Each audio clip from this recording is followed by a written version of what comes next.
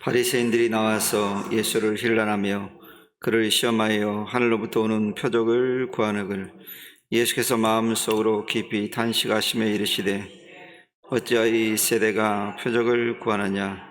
내가 진실로 너에게 이르노니 이 세대에 표적을 주지 아니하리라 하시고 그들을 떠나 다시 배에 올라 건너편으로 가시니라. 제자들이 떡 가져오기를 잊었음에 배에 떡 한 개밖에 그들에게 없더라.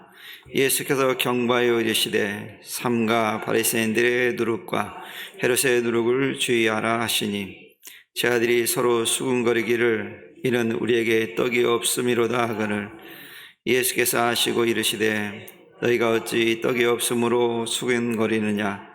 아직도 알지 못하며 깨닫지 못하느냐. 너희 마음이 둔하냐. 너희가 눈이 있어도 보지 못하며 귀가 있어도 듣지 못하느냐. 또 기억하지 못하느냐. 내가 떡 5개를 5,000명에 떼어줄 때 조각 몇 방울을 거두었느냐. 이르되 12이다. 또 7개를 4,000명에게 떼어줄 때 조각 몇 광주를 거두었더냐. 이르되 7이니이다. 이르시되 아직도 깨닫지 못하느냐 하시니라. 아멘.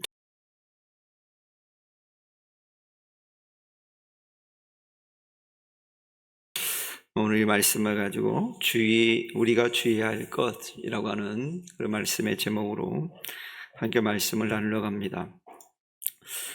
예수님의 사역 현장에 자주 등장하는 이들이 있었는데 그들은 바리새인입니다. 아마 예수님의 제자를 빼고는 이 바리새인들이 가장 많이 주님의 사역 현장에 등장을 합니다.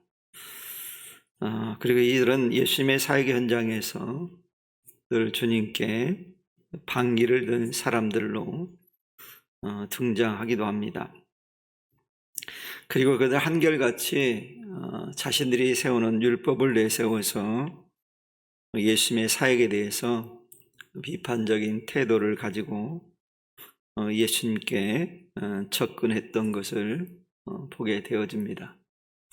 어떤 예수님께서 하시는 말씀에 대해서 은혜를 받는다든가 또 도전을 받기보다는 우리 예수님의 그 사역에 대해서 방해꾼 역할을 했던 사람들이 바로 바리새인입니다.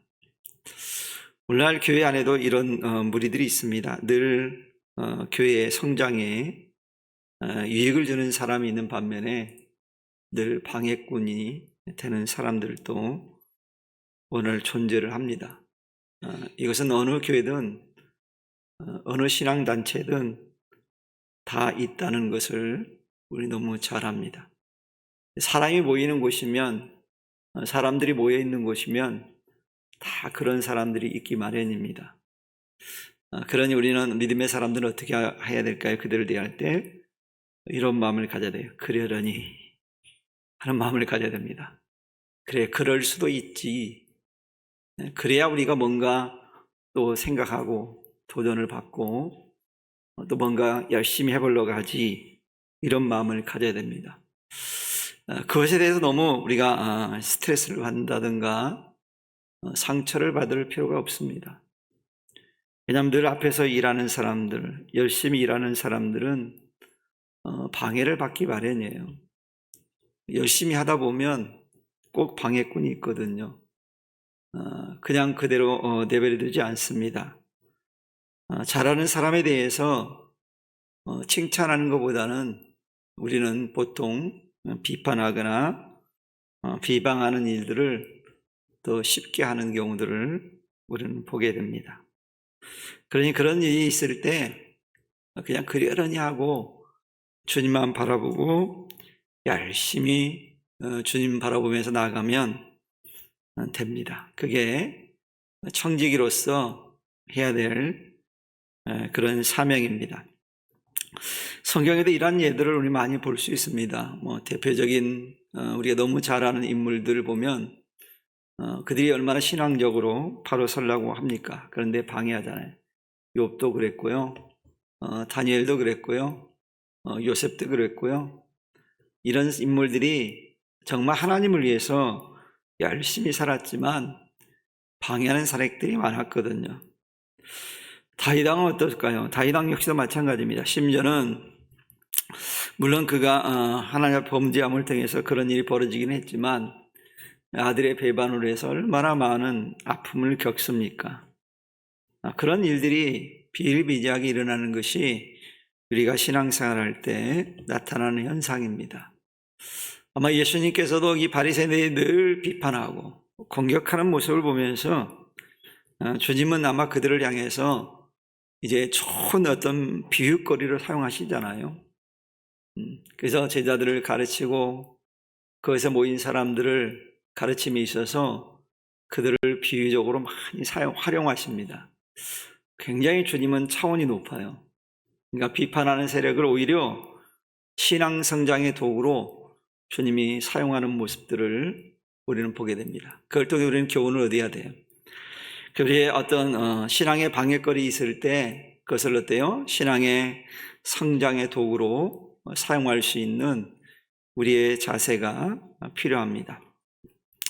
오늘 특별히 주님께서 칠병이여 즉 떡 7개와 물고기 2마리로 4,000명을 먹이시는 이적의 현장을 벗어나서 제자들과 함께 달마누다 지방으로 가셨다라고 얘기합니다. 이 지역은 어디냐면 게네사렛 호수에서 가까운 곳인데 정확히 어디인지는 안 나오고 있어요. 그러니까 뭐라고 할 수가 없어요. 어지간 달마누다라는 지방으로 주님이 가셨다는 거예요. 그래서 달마누다 지방에 예수님께 이르렀을 때 바리새인들이 또 예수님께 찾아와서 예수님의 사역에 대해서 트집을 잡아서 비난을 합니다. 그러면서 하는 얘기가 뭐냐면 우리에게 표적을 보여달라고 요청합니다. 그런 바리새인들이 순수한 마음을 가지고 주님께 이런 표적을 구했을까요? 그럼 예수님을 메시아로 인정하기 위해서 그런 표적을 구했을까요? 그것이 아닙니다. 그러니까 바리새인들이 표적을 구하는 건 믿기 위해서도 아니고 주님을 메시아로 인정하기 위해서도 아니에요. 그곳에 모인 많은 사람들에게 예수님의 무능력을 폭로하기 위한 계략이 숨어져 있는 것을 보게 되어집니다. 그 예수님의 무능력을 입증해서 예수님을 사기꾼처럼 몰아붙이기 위해서 그들이 표적을 구하는 거예요. 표적을 구하는 태도가 잘못된 거죠. 여러분 오늘 본문의 이 기록은요 예수님의 사역 후기에 대한 그런 기록에 해당하는 거거든요. 그렇기 때문에 이미 바리새인은 어떻습니까? 바리새인들은 예수님의 표적을 이미 충분히 보았을 뿐만 아니라 들었어요. 그래 너무 잘 알고 있어요. 예수님이 어떤 표적을 행했고 어떤 이적을 행했는지 너무도 잘 알고 있는 내용이에요. 그럼에도 불구하고 이들은 예수님께 다시 표적을 구하고 있어요. 그것은 어떤 뜻입니까? 주님의 표적을 일으킨 거, 이적을 일으킨 거, 예수님의 메시아 되심에 대해서 인정하거나 믿으려 하지 않았다는 것을 알 수 있어요. 믿기 위해서 구하는 게 아니에요. 이런 바리새인의 태도를 보면서 오늘 성도들이 과거에 베푸신 하나님 은혜는 잊어버리고 새로운 것을 요구하는 태도와 크게 다르지 않다는 것을 알 수 있습니다. 이미 충분히 하나님의 은혜를 맛보았음에도 불구하고 다른 것을 요구하는 성도들이 있거든요. 굳이 그걸 필요 없는데 이미 나는 믿는다면 그 표적을 볼 필요가 없거든요. 그런데 또 요구하는 경우가 있거든요. 다른 걸 자꾸 요구하는 경우가 있거든요. 여러분 우리가 기억해야 될 것이 있습니다. 이적만을 추구하는 자들은 살아나는 자들을 보아도요 믿지 않는다는 사실이에요. 아무리 강력한 이적을 보여줘도 믿지 못합니다. 초대교회나 오늘날에도 하나님은 곳곳에서 하나님 이적을 보여주심에도 불구하고 사람들은 그걸 인정하거나 믿으려 하지 않거든요. 오히려 바리새인들처럼 예수님을 비난하기 위한 도구로 사용할 뿐이지 믿으려 하지 않습니다. 이런 사람들의 심리를 너무 잘 아는 예수님께서 누가복음 16장 31절을 통해서 이런 말씀을 하시거든요. 이르되 모세와 선지자들에게 듣지 아니하면 비록 죽은 자 가운데서 살아나는 자가 있을지라도 권함을 받지 아니하리라, 이렇게 말씀하거든요. 살아나는 자가 있어도 안 믿을 거라는 거예요. 여러분, 모세와 선지자들을 통해 들려진 말씀들이 얼마나 귀한 말씀입니까? 근데 그들의 말을 듣지 않는 자들은 죽은 자가 살아난다 할지라도 믿지 않을 거라는 거예요. 말씀을 받아들이지 않는 사람들은 놀라운 기적을 보아도 믿지 않을 거라는 거예요. 그래서 말씀을 받아들이고 인정하고 믿는 것이 얼마나 중요한 일인가 하는 것을 우리는 알 수 있습니다. 자꾸 우리가 그래서 말씀을 들을 때 믿음이 생겨나는 것이고 입으로 시인할 때 우리가 구원을 받는 거거든요. 이게 말씀이 중요하거든요. 그래서 말씀을 통해 알려주신 복음을 받아들이지 않는 이들은 죽은 자가 다시 살아난다 할지라도 그런 기적을 보아도 믿지 않을 것이라고 말씀합니다. 그 예수님께서 요한복음 11장에 보면 나사로가 죽었을 때 마리아와 마르다에게 먼저 하신 말씀이 있잖아요. 나는 부활이라고, 생명이라고, 나를 믿는 자는 죽어도 살겠고라고 주님 말씀했어요. 그러면서 이걸 내가 믿느냐고 물어봤거든요. 말씀을 믿고 인정하는 게 중요한 거예요. 그런 말씀을 믿는 사람들에게 이적이 보여지면 그 이적이 믿어지기 시작하거든요. 근데 말씀을 못 믿는다, 그럼 이적을 봐도 제대로 믿지를 않아요. 이거 엉뚱하게 믿는 거예요. 그러다 보니 어떤 일이 벌어집니까? 사이비가 나타나는 것이고 이단이 나타나는 것이고 예수 무당이란 말이 나오게 되는 거예요. 말씀에 의해 세워져야 되거든요. 신앙은요. 말씀에 기초가 되지 않으면 아무리 다른 것들을 세운다 할지라도 모래에 집을 짓는 것처럼 똑같거든요. 위기가 오고 풍랑이 몰려오면 넘어져 버리는 거예요. 그래서 이적만을 추구하는 자들은 약합니다. 약해. 그걸 못 보면 넘어지는 거예요. 근데 말씀 위에 세워진 신앙은 뿌리가 깊어서 어떤 풍랑이 몰려와도 무너지지가 않아요. 홍수가 와도 무너지지가 않는 거예요. 그 말씀이 우리에게 중요합니다. 이런 사람들의 마음이 얼마나 사악한 모습인가 하는 것을 이 바리새인의 모습을 통해서 우리에게 보여주고 있어요. 그러니 우리가 진짜 믿는 사람이라면 이 기록된 말씀을 신뢰하고 믿는 것이 매우 중요합니다. 왜요? 하나님께 하신 말씀이잖아요. 하나님 말씀이잖아요. 근데 많은 사람들이 하나님 말씀에 대해서 이렇게 말하는 경우가 있어요.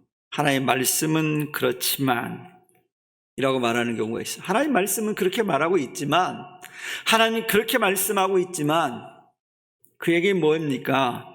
믿을 수 없다는 거잖아요. 그러니 얼마나 어리석습니까? 이런 말을 하면서도 어떤 특별한 사건이나 이적을 보면 그때 하나님을 믿을 것이라고 말하는 이들이 있거든요. 그러면 그들이 이적을 보면 믿을까요? 그렇지 않더라고요. 그래서 기록된 하나님의 말씀을 믿지 못하는 자들은 이적을 보아도 믿지 못합니다. 왜냐하면 하나님의 말씀을 믿지 못하는데 어떻게 믿어지겠어요? 여러분, 하나님의 말씀을 믿지 못한다고 하는 것은 성경에 기록된 하나님의 놀라운 이적 자체를 믿지 못하는 거잖아요. 이미 말씀에 이런 이적들을 다 기록해 놓고 있잖아요. 그렇게 되었다라고 하는 걸. 근데 그걸 못 믿는 거잖아요. 그런데 어떻게 이적을 보고 믿겠어요? 그럼 우리는 기록된 하나님 은혜의 말씀을 먼저 믿고 신뢰하는 것이 중요합니다. 그래서 성경은 말씀하잖아요. 그러면 믿음은 들음에서 나며 들음은 그리스도의 말씀으로 말미암음이냐 이렇게 말씀하거든요. 믿음은 들을 때 난대요. 근데 그 들음을 뭘 듣는다고요? 그리스도의 말씀을 듣는 거예요. 말씀을 들을 때 우리 믿음이 생겨난다라는 거예요. 그럼 우리는 바리새인과 같이 주님을 시험하려고 하는 어리석은 태도를 우리가 버려야 됩니다.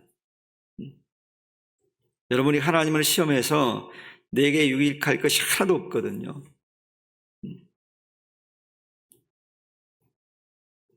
그러니 우리는 하늘의 표적을 구하는 신앙이 아니라 하나님의 말씀을 믿음으로 받아들일 수 있는 그런 삶을 살아야 됩니다. 이런 사람들에게 하나님께서 놀랍게 역사하시거든요. 이런 은혜가 우리 성도들에게 충만하게 임하기를 축원합니다. 말씀을 통해서 임하잖아요. 특별히 오늘 주님은 말씀을 통해서 믿음의 사람들이 주의해야 될 것이 있대요. 그것은 뭐냐면 바리새인의 누룩과 헤롯의 누룩을 주의하라 이렇게 말씀하거든요. 성경에서 이제 말하는 누룩은요, 급속한 팽창력을 나타내기 위해서 비유적인 표현을 할 때 주로 사용했거든요. 그 누룩은 천국의 확장 및 악의 침투력 등을 얘기할 때 이 누룩을 비유로 사용했거든요. 그래서 선이나 악, 이 양자 모두를 비유하는 말씀으로 이 누룩을 사용하는 경우가 많았어요. 여기서 오늘 주님께서 주의하라고 하는 건 뭡니까? 주의하라고 말씀하신 누룩은 죄악의 세력의 어떤 급속한 팽창력과 그 악영향을 말씀하고 있거든요. 그래서 주님께서 오늘 제자들에게, 그곳에 모인 이들에게 바리새인의 누룩을 주의하라고 말씀하고 있어요. 여러분, 바리새인의 누룩은 그럼 과연 무엇입니까? 누가복음 12장 1절에 의하면요, 외식이라는 단어로 설명할 수 있어요. 그러니까 바리새인의 누룩은 외식이에요, 외식.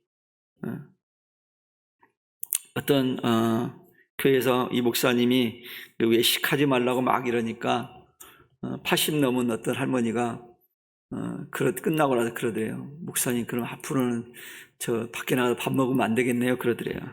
그 외식이 아닙니다.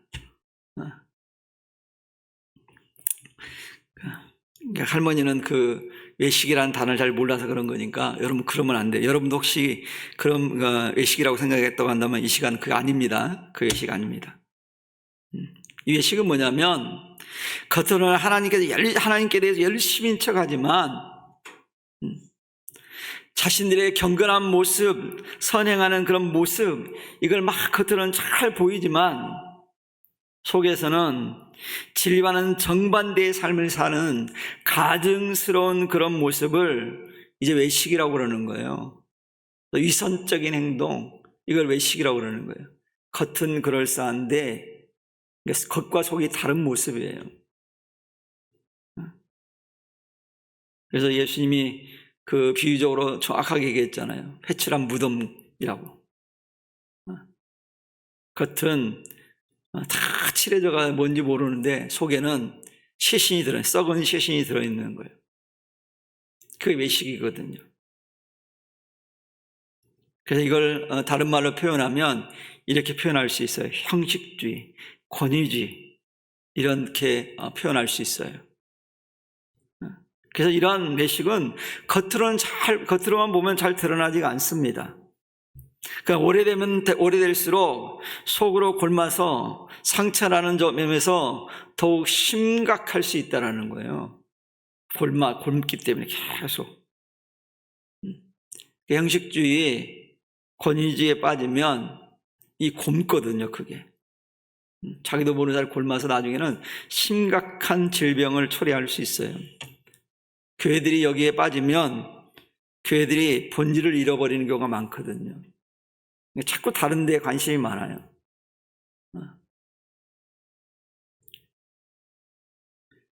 교회의 직분은 세상의 어떤 주의와는 다른 게 교회의 직분이잖아요. 직분은 더 많이 섬기고 더 많이 봉사하고 더 많이 헌신하라고 직분을 세우는 거니까 직분이 올라가면 올라갈수록 더 많이 헌신하고 더 많이 봉사하고 더 많이 주님께 더 드려야 되거든요.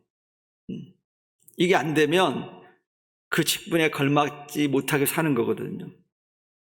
근데 이게 잘못돼 가지고 형식 권위주의에 빠져버리면 마치 교회 직분이 어떤 세상의 주의처럼 생각하는 사람들이 있어요. 교회 높아지는, 그 권위를 누리려고 하는 그런 모습들이 있거든요. 매우 잘못된 태도죠. 그래서 제가 어떤 목사님에게 이 교회 목사님은 너무 힘들대요. 왜요? 그랬더니 매주 당회를 한대. 매주 당회를. 그 목사님이 외출하는 것도 당회를 통해서 결정해야 된대요. 당회가 허락 안 하면 외출할 수 없는 목사님. 그게 감옥이지 뭐예요.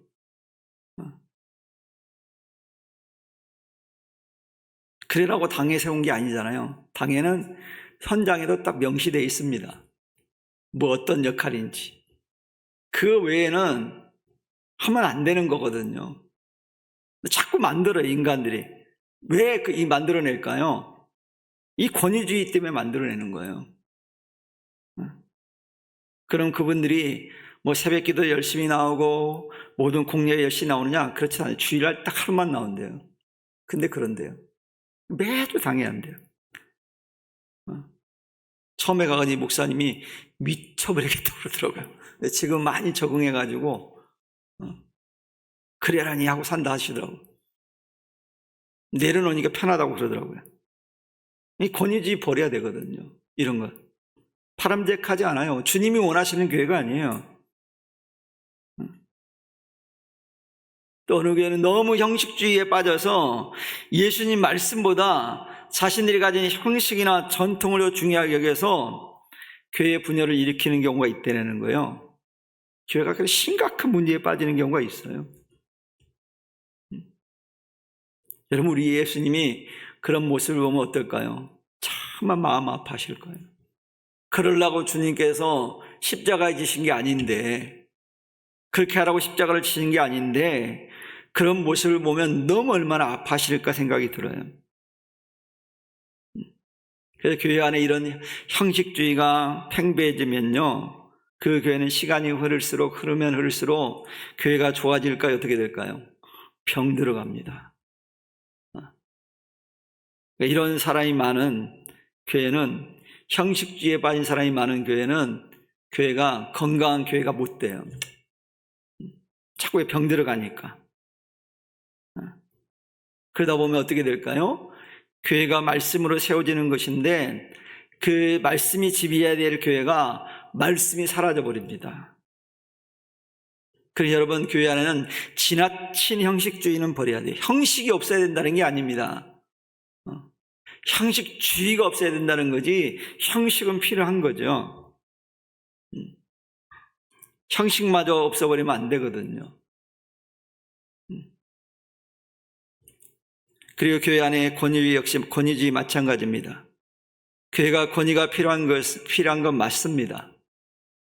권위가 있어야죠, 교회가. 그러나 권위주의에 빠지면 보아야 될 것을 보지 못하는 어리석음에 빠지는 거예요. 진정한 권위는 헌신을 통해서 나오거든요.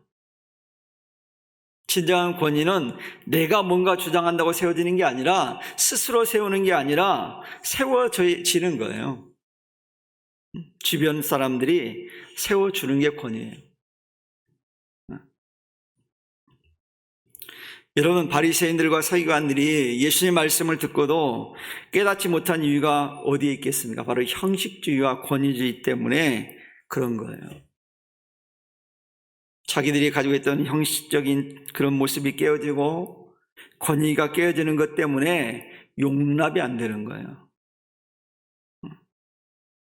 그래서 자기들을 구원하게 오신 메시아이신 예수님에 대해서도 인정을 못하는 거예요. 정말 불쌍하잖아요. 그처럼 형식주의와 권위주의에 빠지면 불쌍한 사람이 되어버리는 거예요. 영적인 눈이 가려져서 진짜 보아야 될 걸 못 보니까 그만큼 불쌍한 사람이 어디 있어요. 교회에 나오는 목적, 믿음 생활하는 목적은 주님 안에서 영원한 삶을 누리고 자유를 누리기 위해서 오는 것인데, 이런 형식주의와 권위에 빠지면 이런 자유함이 없어지는 거예요.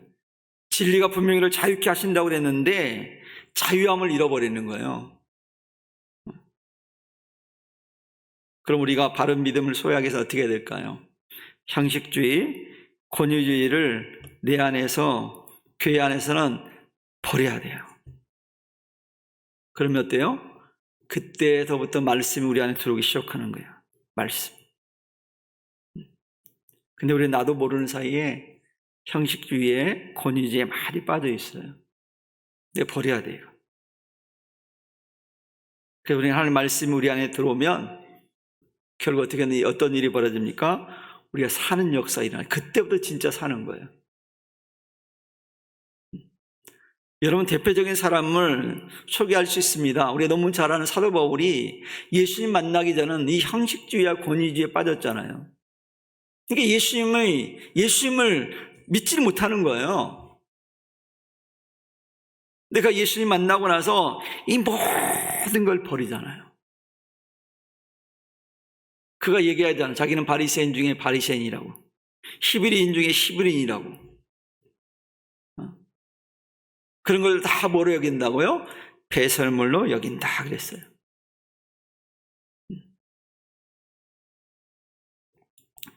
누가 저한테 예를 들어서 이렇게 물어보면 저는 이렇게 답할 거예요. 당신은 목사직을 잘하고 천국을 못 가는 거 원하십니까?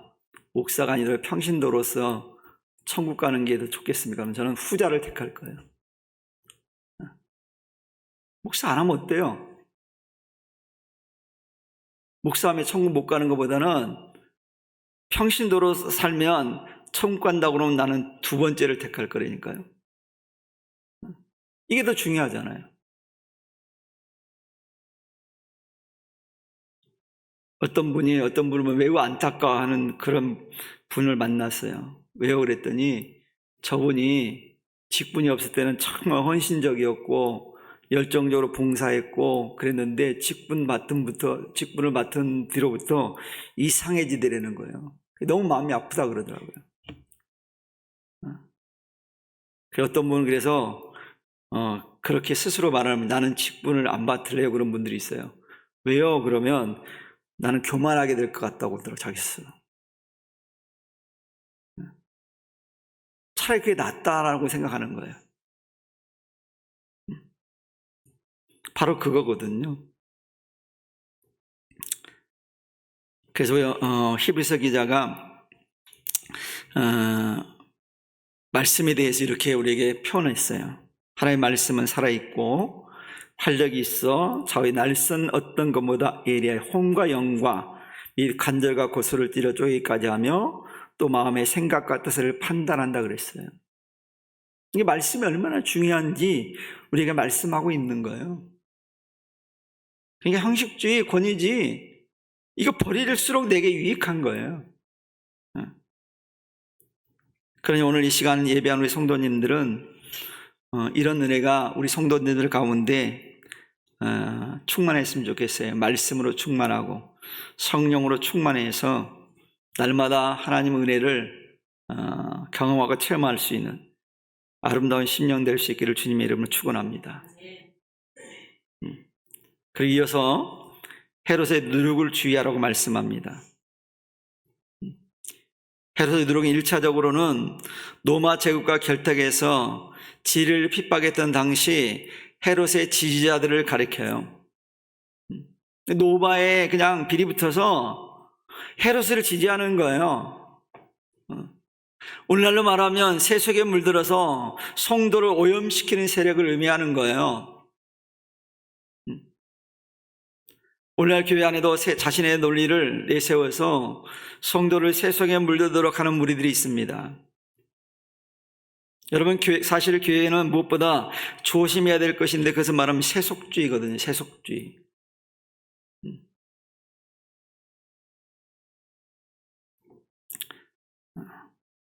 비록 우리가 세상에 살고 있지만 세상 가운데 있지만 세상과 같아지면 안 되거든요. 세속에 빠지면 안 되거든요. 근데 마치 세속에 빠지는 것이 정당하다고 말하는 이들이 있어요. 왜? 세상 가운데 있으니까. 그래서 교회들이 병들어가는 경우가 있어요. 예를 들어볼까요? 정치 지도자들이 가운데 그리스도인들이 있습니다. 자기들이 그리스도인이라고 말하니까 제가 그렇게 붙여주는 거예요. 진짜 그리스도인이 아닌지 모르겠지만. 그런데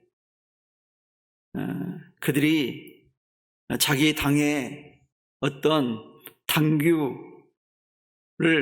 당에서 결정한 그것이 올바르지 않아도 당에서 결정한 거기 때문에 무조건 거수기 역할을 하는 국회의원들이 있어요. 저는 그걸 세속주의라고 봅니다.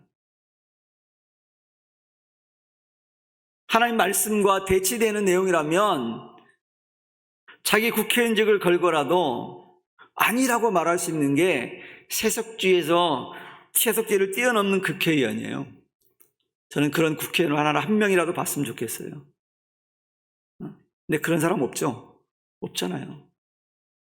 세속주의에 물든 거예요. 우리 다 사람들이 그렇게 말하니까, 우리 당에서 그렇게 주장하니까, 대다수의 사람들이 그렇게 주장하니까 라고 말하면서 묻어가는 경우가 있거든요. 이게 세속주의예요. 그 세속주의 안 빠지려면 모든 사람들이 그렇게 말한다 할지라도 하나님 말씀이 그렇게 말하지 않고 있다고 한다면 아니요라고 말할 수 있는 것이 세속주의에 빠지지 않는 사람이에요. 우리 성도들은 이런 믿음을 소유할 수 있기를 축원합니다. 오늘 교회 안에도 이런 일들이 많이 이제 세속에 물드는 경우들이 많거든요. 복잡한 얘기 안 하고 여러분 다 이해하는 쉬운 얘기를 하자면 동성애를 예를 들 수 있어요. 교회 안에 동성애를 찬성하는 자들이 존재하고 있거든요. 하나님 성경은 정확히 이게 죄라고 말씀하고 있거든요. 그게 사실 질병이거든요.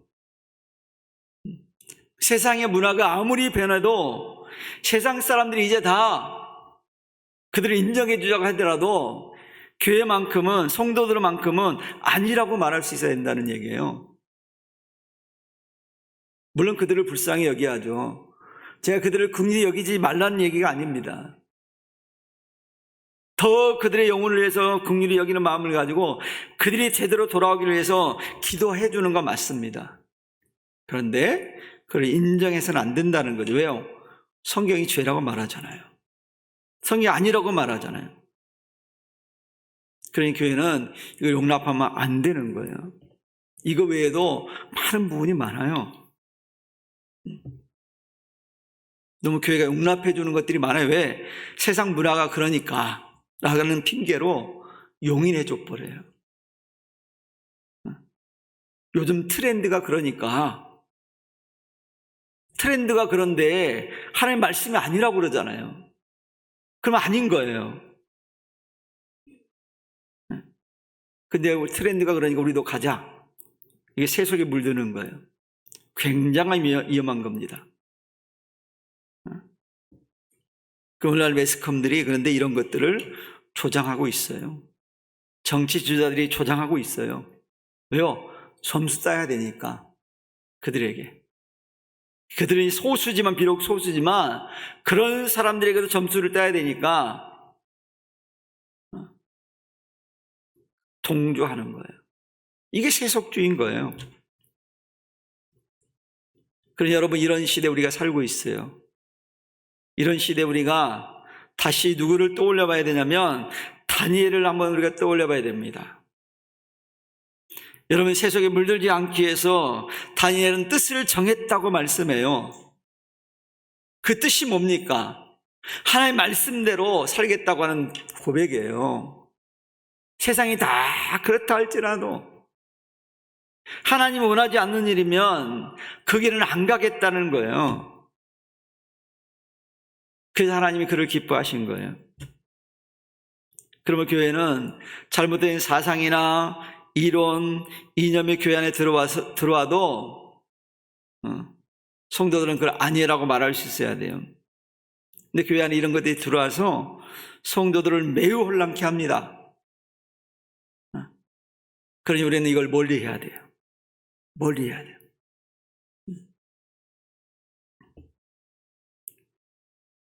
심지어 어떤 사람은 종교적으로 열심인 척하면서 세속에 물들어 성도들을 오염시키는 세력들이 있거든요. 교회 안에 은근히 들어와가지고 성도들을 오염시키는 사람들이 있어요. 그러면서 그들은 얘기합니다. 죄를 죄로 여기지 않고 그들은 이렇게 얘기해요. 좋은 것이 좋은 것이라는 논리를 가지고 묻어버려요. 그냥 뭐 그렇게까지 좋은 게 좋은 거 아니야? 이렇게. 이게 좋은 말이 아닙니다. 좋은 게 좋은 거, 이게 좋은 말이 아니에요, 사실. 여러분, 이런 말을 하는 사람들을 우리는, 자주 하는 사람들을 경계해야 돼요. 조심해야 돼요. 눈여겨봐야 돼요. 교회는요, 교회의 믿음의 사람은요, 이런 논리에 빠지면 안 돼요. 성경이 죄라고 했다면 아무리 세상적인 논리가 타당한다 할지라도, 모든 사람이 동조하고 있다 할지라도 믿음의 사람은 그런 사상을 거부할 수 있어야 돼. 이게 바로 믿음이에요. 그게 진짜 믿음이잖아요. 그런데 어떤 사람들의 경우 믿는다고 말하면서도 적당하게 넘어가려고 하는 적당주의도 있어요. 이런 태도를 지니면요, 우리 신앙이 어떻게 될까요? 우리 신앙이 좀먹게 돼요. 그런 신앙관을 가진 사람들은 이렇게 얘기합니다. 성경은 그렇지만 좀 적당히 믿어, 이렇게 얘기해요. 이 믿음은 적당히 하면 안 됩니다. 성경에도 뭐라고 그러죠? 마음을 다하고 힘을 다하고 뜻을 다해 주 너희 하나님을 사랑하라고 그랬잖아요. 성경에 어디 적당히 하란 말 없어요. 충성하라고 그랬잖아요. 생명을 걸라고 그랬잖아요. 믿음 생활은 생명을 거는 것이고 최선을 다하는 것이고 최선을 다하는 거예요. 잘하라고 말하지 않습니다. 신앙은 잘하는 게 중요한 게 아니라 최선을 다하는 거예요.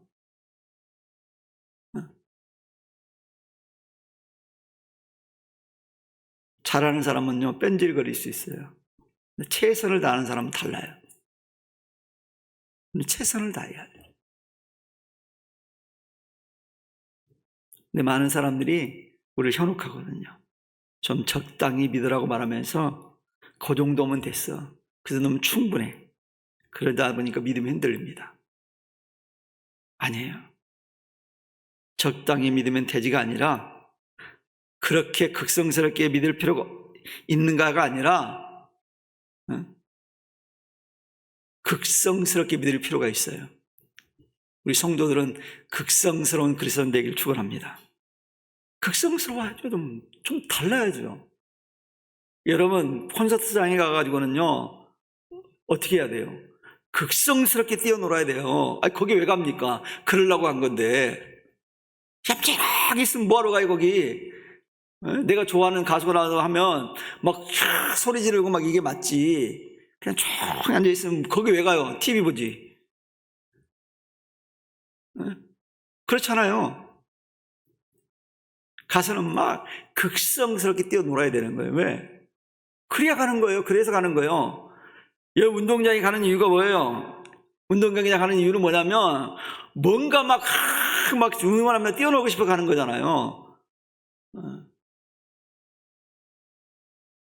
저는 삼단체육관 한번 가고 싶은데 한 번도 못 갔네요.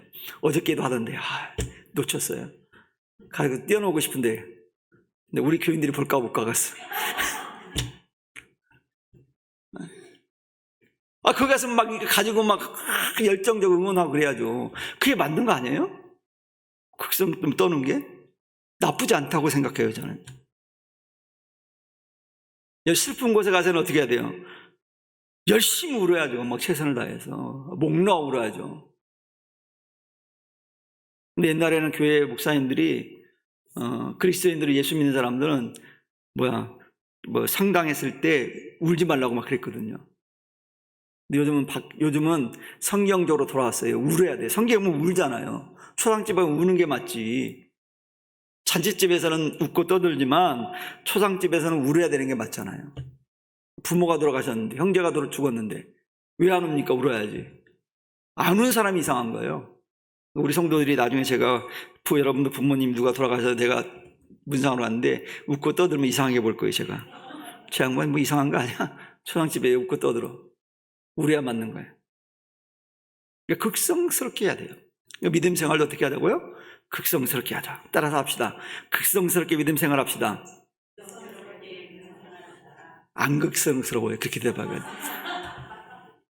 극성스럽게 해야 되는 얘기가 큰 소리를 그냥 마치 콘서트장에 가 있는 것처럼. 그래서 우리는 그렇게 적당히 믿어라, 극성스럽게 믿을 필요가 있는가라고 하는 이런 유혹에 절대 넘어가지 마시길 바랍니다. 이런 사상을 경계하지 않으면 넘어질 수 있어요. 한 번 정도 여러분 그 말을 들어야 돼. 너네 이렇게 예수를 극성스럽게 믿니? 안 들어봤다면 지금이라도 해서 들어봐야 돼. 얌전하게 믿어서는 안 돼요. 여러분, 만약에 우리 마음속에 내가 이렇게 극성스럽게 믿을 필요가 있나? 이런 마음이 드는 순간 우리는 주님의 이름으로 그런 생각들을 어떻게 해야 돼요? 물리쳐야 돼요. 나는 극성스럽게 믿을 거야. 누가 말해도. 사랑하는 성도 여러분, 우리는 우리를 병들게 하는 세속적인 사상들을 배격하고 멀리 하시기 바랍니다. 그러면 우리 믿음이 반석에 세워질 거예요. 오늘 특별히 오늘 제가 나와 예배한 우리 성도님들은 오늘 주님께 들려주신 말씀을 기억하면서 형식주의, 권위주의, 세속주의를 경계함을 통해서 우리 믿음을 바로 세울 수 있는 복된 성도들 될 수 있기를 주님의 이름으로 간절히 축원합니다. 우리 기도하겠습니다. 하나님 아버지, 감사합니다. 오늘 저희들을 불러주시고 또 우리가 말씀을 듣는 가운데 이제 형식주의, 권위주의, 세속주의를 경계함으로 우리 믿음이 더욱 성장하고 성숙하는 그런 애가 있도록 저희들을 축복하여 주옵소서. 감사드립니다. 예수님 이름으로 기도했습니다. 아멘.